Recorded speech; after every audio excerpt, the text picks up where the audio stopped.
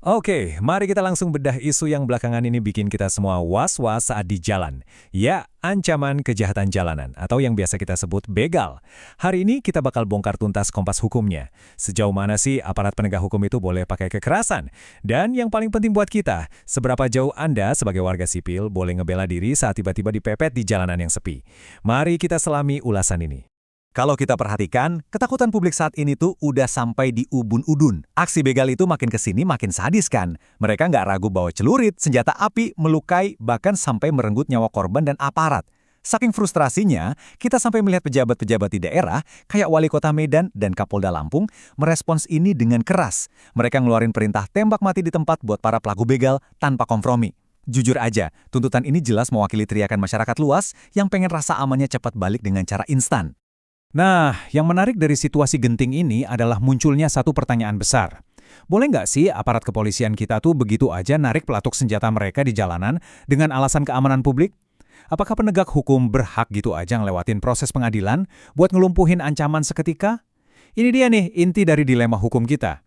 Di satu sisi, urgensinya kerasa banget untuk segera ngentiin ancaman nyawa. Tapi di sisi lain, kita kan hidup di negara hukum, di mana setiap nyawa dan prosedur itu ada aturannya.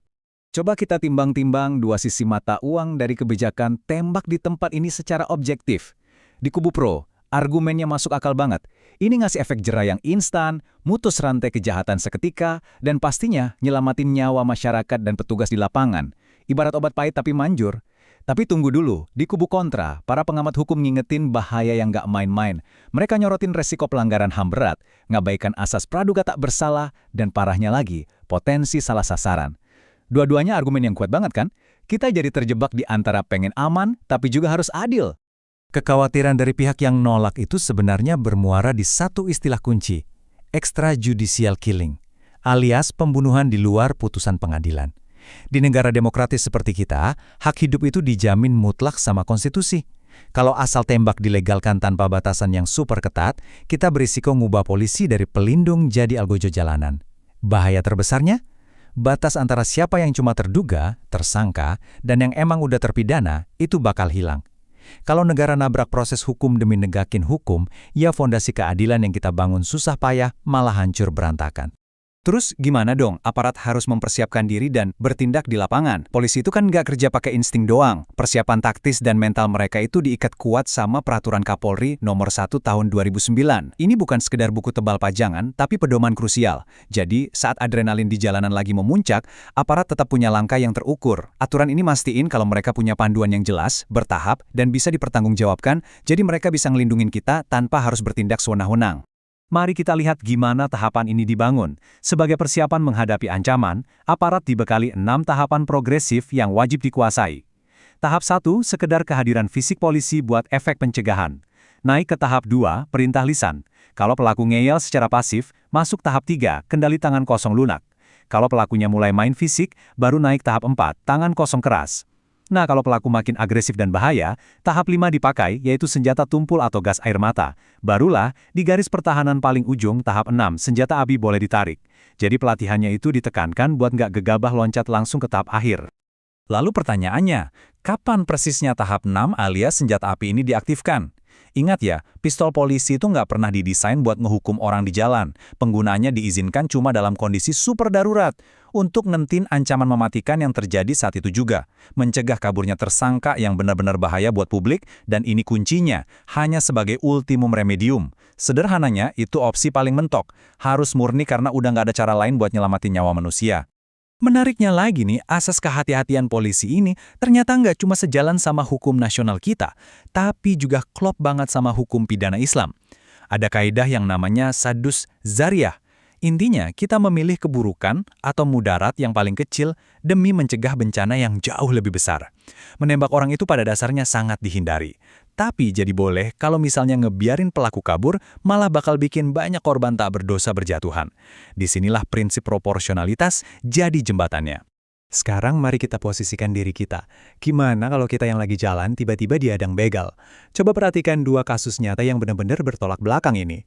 Di satu sisi, Ada ZA, pelajar di Malang yang malah divonis bersalah karena menusuk begal yang ngancam dia dan temennya. Tapi di sisi lain, ada Irfan Bahri di Bekasi. Dia duel sama begal bawa celurit, begalnya tewas, tapi dia nggak diadili dan malah dikasih penghargaan sama polisi atas keberaniannya. Sama-sama ngelawan begal, sama-sama berujung fatal buat pelakunya. Tapi nasib hukumnya ibarat bumi dan langit. Kok bisa gitu? Jawabannya ada di satu konsep hukum krusial, pembelaan darurat atau nowhere yang ada di pasal 49 KUHP. Sebenarnya hukum kita itu paham banget kok sama insting dasar manusia buat bertahan hidup. Anda nggak perlu terlalu paranoid, karena hukum akan ngelindungin Anda. Anda nggak akan dipidana walau terpaksa melakukan tindakan yang berakibat fatal bagi pelaku sekalipun. Asalkan tindakan itu murni dilakukan demi nyelamatin nyawa, harta, atau kehormatan dari serangan yang terjadi detik itu juga dan melawan hukum. Tapi catat baik-baik, garis batasnya itu luar biasa tipis. Hal ini dengan brilian nunjukin bedanya bertahan hidup dan main hakim sendiri. Pembelaan yang sah itu harus seketika, proporsional, dan murni buat ngentin ancaman. Bayangin gini, kalau begalnya udah jatuh ampun-ampunan atau dia udah ngelempar senjatanya dan lari kabur, tapi Anda malah ngejar dan menghabisi dia dari belakang, nah itu bukan lagi pembelaan darurat. Di mata hukum, itu balas dendam. Itu tindak pidana baru. Batasnya sangat clear. Begitu ancaman berhenti, perlawanan fisik Anda juga harus seketika berhenti. Jadi, langkah taktis apa yang bisa kita siapkan sebagai warga biasa biar terhindar dari skenario buruk ini? Pertama, mitigasi. Hindari rute gelap dan jam rawan sebisa mungkin. Kedua, kalau apasnya bahaya itu beneran ada di depan mata, nilai ancamannya detik itu juga. Kalau menyerahkan motor atau dompet adalah satu-satunya cara Anda bisa pulang hidup-hidup, serahkan. Ketiga, kalau emang terpaksa banget harus ngelawan secara fisik, ingat tujuan Anda cuma satu, ngelumpuhin penyerang sebentar aja, buat cari celah kabur, bukan buat ngebunuh. Fokus Anda adalah jalan pulang ke rumah dengan selamat, bukan jadi jagoan di jalanan. Jadi, poin krusial yang bisa kita ambil adalah, seemosi apapun kita melihat kekejaman di jalanan, kita nggak boleh ngancurin tiang hukum negara kita sendiri. Ada pepatah yang tajam banget. Jika negara melanggar hukum demi menegakkan hukum, maka sesungguhnya hukum itu sendiri telah mati. Keamanan itu nggak boleh dibarter sama hilangnya keadilan dan munculnya anarki. Hukum adalah jalan tengah kita, biar kita nggak balik lagi ke zaman barbar, di mana yang paling kuat, dia yang bebas ngelakuin apa aja. Sebagai penutup ulasan kali ini ninggalin kita sama satu pertanyaan besar buat direnungin bareng-bareng. Gimana caranya kita membangun sistem peradilan yang saking tegas, dan pastinya dia jauh lebih bikin merinding para penjahat daripada sekedar peluru tajam, tapi di waktu yang bersamaan tetap melindungi erat hak asasi manusia dan nyawa orang-orang yang nggak bersalah. Terima kasih udah ngikutin ulasan mendalam kita hari ini. Semoga ini ngebantu kesiapan mental Anda kalau lagi di jalan. Sampai jumpa di ulasan berikutnya.